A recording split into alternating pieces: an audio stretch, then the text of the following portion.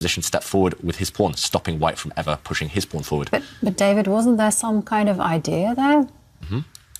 Because, I mean, it's like this is this hyperposition where things start tingling a little bit and you're like, oh, hang on a second.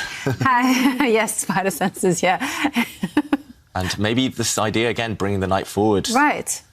Because every position, OK, Magnus instead just improved his rook. This is good as well. But every position, black still cannot castle. Because if you bring your king away, then suddenly this pawn drops. So that was the downside to that earlier pawn push. So now, actually, if you want to castle the king, you have to protect this pawn first. You have to defend it. But this gives white a free move. And maybe white's knight will start jumping in now. I could even imagine a situation where you even plant a rook into this square and you kind of pin and win later on. This knight now, the black knight, is doomed on this diagonal. OK, he's castled now. Castles. And, wow. Is that not just a free pawn? It is. Whoops, sorry.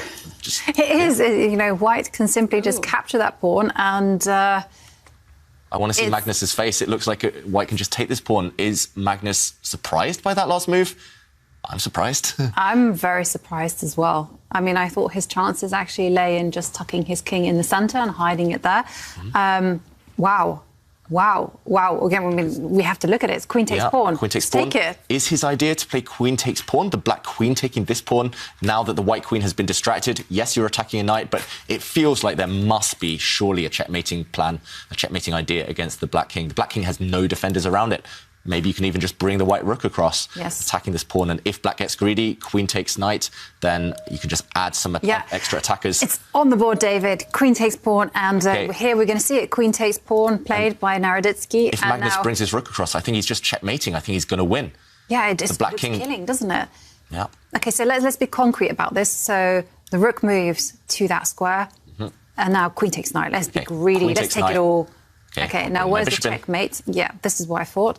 And now you can't actually push your pawn forward because any illusion is on the board. Yeah. This would lead to checkmate. This checkmate, I mean, it's very simple. It's kind of one of the first checkmates we learn in the game. The kiss of death, the king trapped in the corner. And if this happens, this is the current position. If this happens, if black takes this knight, I think he's just doomed.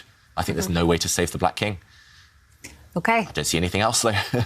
Maybe you could try bringing your rook across, trying to swap rooks, trying to get to the white king. But I think you can just ignore it. I think you can bring your bishop into the attack as well, because luckily, knights move backwards. And after rook takes rook, you have an extra turn, because after knight takes rook, you're also attacking the black queen. Meanwhile, you're also going for the black king. Everything's just working in white's favour. Yep. And Naroditsky, he's, OK, again, head in hands, but maybe he's only starting to realise how bad it is because of the black king under heavy fire. Yes. Sadly, things have just gone catastrophically wrong for Daniel Naroditsky. And this is an advert for not playing the Caro-Kann, I have to say. A lot of work needs to be done on the Caro-Kann, unfortunately, these days. White is very... I mean, all of White's modern tries, especially at this top level, they're very aggressive, very direct. And Naroditsky, he's had a lot of joy with the Caro-Kann, I know, in these bullet games against Magnus, but this one... No, unfortunately not. And we saw him actually just gesture there. He was like, oh, what have I done? OK, is there any kind of hope whatsoever for saving the game? So I'm just thinking maybe move the queen one square to the right. OK, to try and bring her back along the diagonal. Yeah, exactly, and also kind of try to control some squares. Yep. What about that? Possibly. But I suspect it probably doesn't work. Feels like there must be a winning blow there for white. I mean, at the very least, you can kind of intercept this. You can first of all threaten the pawn and then kind of intercept. OK. Whoa. Wow. Naroditsky. He's really asking Magnus. Go on, then. Let's see what you got. He's asking to be checkmated, but Magnus, I think he does have a way to crash through and get to that black king, but he does need to calculate a little bit. It's not instantly. I mean, for example, here, if you sacrifice the white rook for those black pawns, as we showed in another variation, it's not instantly mate, but you need to maybe finesse it a bit. You need to prepare it with a few moves. I wouldn't be surprised to see Magnus maybe just move his bishop, his dark squared bishop. He can bring that into the attack, threaten this checkmating idea of rook takes pawn. He can maybe even try and distract the black bishop, maybe play bishop takes knight. Oh, it feels like even if he takes a timeout, Magnus, there's going to be threats against the black king, and he does move his bishop. So now the threat is actually to play rook takes pawn. And Okay. He defends with his bishop. I thought he might defend with his king. Okay. Yeah, interesting idea there by Naroditsky. He's just using his bishops there to solidify everything. He's saying to Magnus, okay, you can take my rook with your bishop, but it's only the exchange. It's only a rook for bishop. It's not the end of the world. And black still has some threats of his own with his queen. So really interesting idea there to defend by Naroditsky. Resourceful stuff. But Magnus... David! Putting the boot in. He's going in for the attack with his knight. That's actually a sacrifice. That's in the style of Mikhail Tal, former world champion, just giving up his pieces.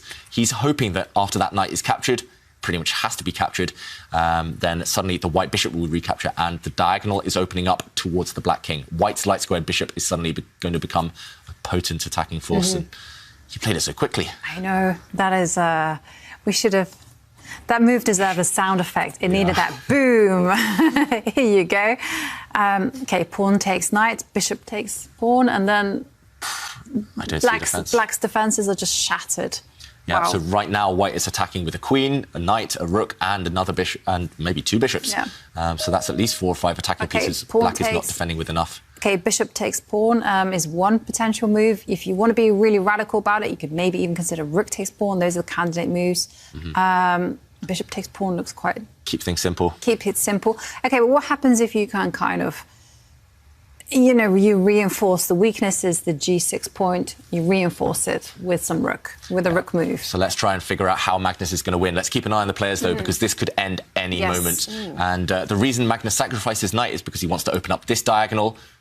OK, he's shaking his head, Magnus there. Surprising. Maybe he thought that rook takes pawn was winning, but actually, after pawn takes rook, this check, the black king can just dodge. And suddenly, there's no discovered attack against the black king because the white queen is under fire from a pawn.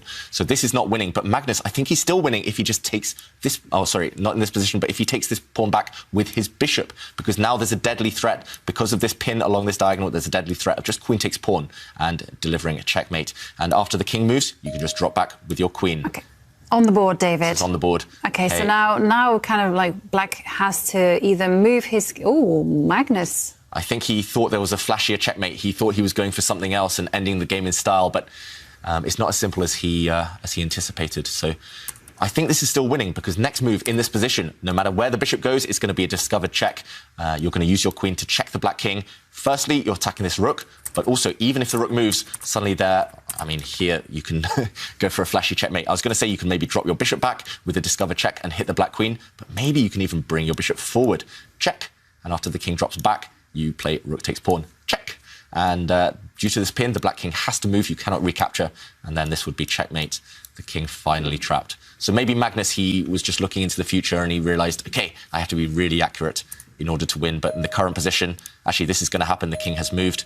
The queen has dropped back. Queen has dropped back. In this position now, there's just no way to save the black king. There's too many threats against it. No defenders. And, yeah, wow. Brilliant. I love that line that you just illustrated there. Yeah. The rook moving, bishop. To f8. Yeah. Wonderful. I think maybe that's why Magnus was shaking his head, because he realised, well, maybe he didn't spot that initially, but maybe he thought the black rook coming across might save the day for black, but no, it's not quite working. And I'm trying to think what else black can try. Maybe you can try using your queen, bring it back to the centre, take a pawn, try and bring that black queen back into the defence. But there's so many good moves, actually. I mean, looking at the position, I mean, that's just one line that you've kind of shown, but I can actually see other scenarios where, okay, so the rook moves, and now the bishop can actually move to the g5 square. OK, but Magnus is frowning. Maybe he realises it's actually checkmate in 3 with the variation I showed. Yeah. As you mentioned, Ivanka, you can bring your bishop to other squares, and it's game over, I think. But actually, if you bring your bishop back, the king sidesteps. The king goes to g7. No, I missed this. And it says 100 on the bar. OK, it's on the board, David. And Naroditsky, did you see that? He applauded. That's a streamer. That's a streamer. And he's also a streamer because he lets the checkmate happen on the board. No resignation. He shows the fans why the game ends, and that's checkmate. Wow. Well, Magnus Carlsen, he was checkmated against Oliver Russia, but he checkmates